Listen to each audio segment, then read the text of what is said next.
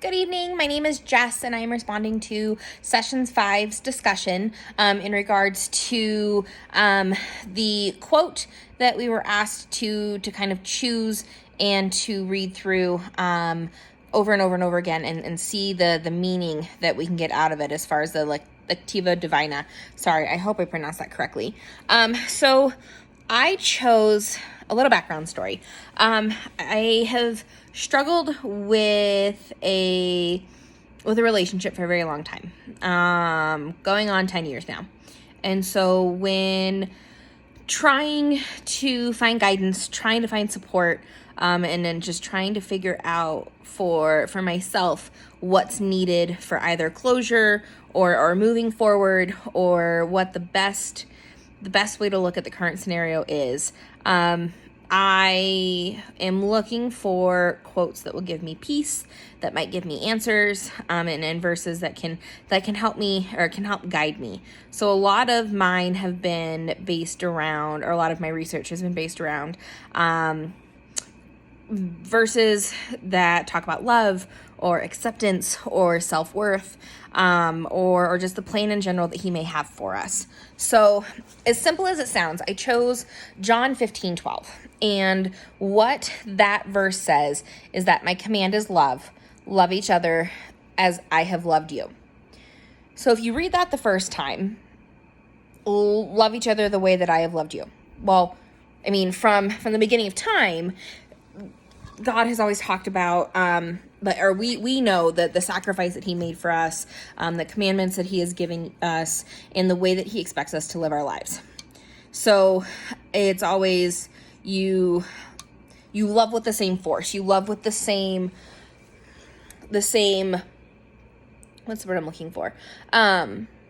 With the same commitment that he made to us. But reading that over and over and over again, I started to realize he loves us with forgiveness. He loves us with acceptance. He has different plans for each one of our lives. So he loves each of us differently. So if he has shown that he loves each of us differently, why would the way that we love all have to be the same? Why does it have to be this picture perfect scenario, or this by the book, this by the book type of picture, I guess is the best way to describe it. So why have I for many years now tried to find this ideal image of a relationship, or what this is supposed to look like, or how I'm supposed to approach this scenario, whether it be this specific relationship or relationships in general. I've always had this picture perfect sort of, we love each other and this is what it looks like, and this is the ideal perfect scenario. But reading that verse and reading it over and over and over again, my command is this: love each other as I have loved you. Finally understanding that although there are general concepts and there are similarities and there are the same pieces in the way that God has loved each of us, he's loved us very, very differently. Some of us have been loved and given maybe easier times than others. Some have been challenged more. He shows his love by maybe teaching us new lessons. He loves us by putting different things in our paths. So if we've gone through different challenges and we've gone through different struggles, then why would the concept of love be the same? Why would we need to treat every scenario the same way? Sure, love with the same amount of passion, but it doesn't mean that each love story or each connection is going to look the same. I think for me, the way that I'm interpreting that is, I have made mistakes in my past, but he has accepted and looked past that and forgiven me. So why can I not do the same in my relationships? And why can I not allow forgiveness and compassion and understanding the way that I have been given that?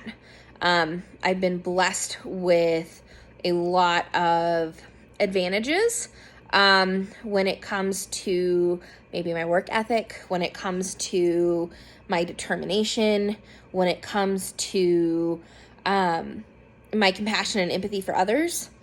So why would I not have that in my relationship? Why would I not be empathetic, sympathetic, or compassionate with a partner? And I think that those are definitely issues that I've had in relationships. It's just expecting this, here's my picture perfect, and if it veers from it, then it can't be right. It's not the direction in which I'm meant to go. But I think a simple phrase. This is literally a 1, 2, 3, 4, 5, 6, 7, 8, 9, 10, 11 word phrase sparked such an internal conflict for me. And not a bad conflict of like, oh my goodness, but a conflict of, it challenged me to think differently. His love for us and the way that he demonstrates that is not the same for everybody. So to hold my expectation of what I expect this to look like, I don't think is fair either. I think it's okay to forgive. I think it's okay to accept, not settle. I'm not saying settle, but I'm saying he loves us fiercely. He forgives us fiercely.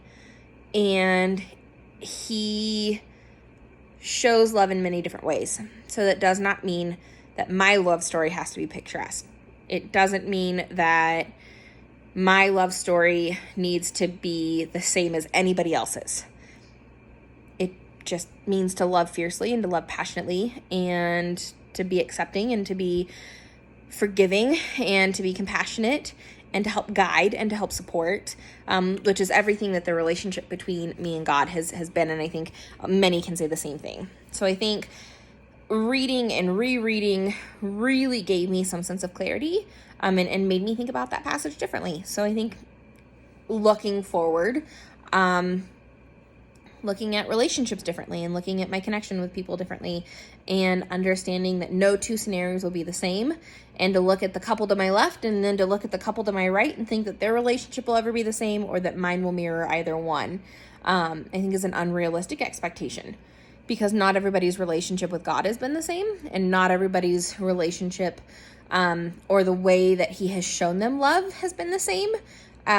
And I think that's something that I need to grow, develop, and learn from, and find peace within myself. So I super appreciate you watching my video. I'm really thankful for the last 5 weeks and everything that I've learned. God bless, stay healthy, and stay safe.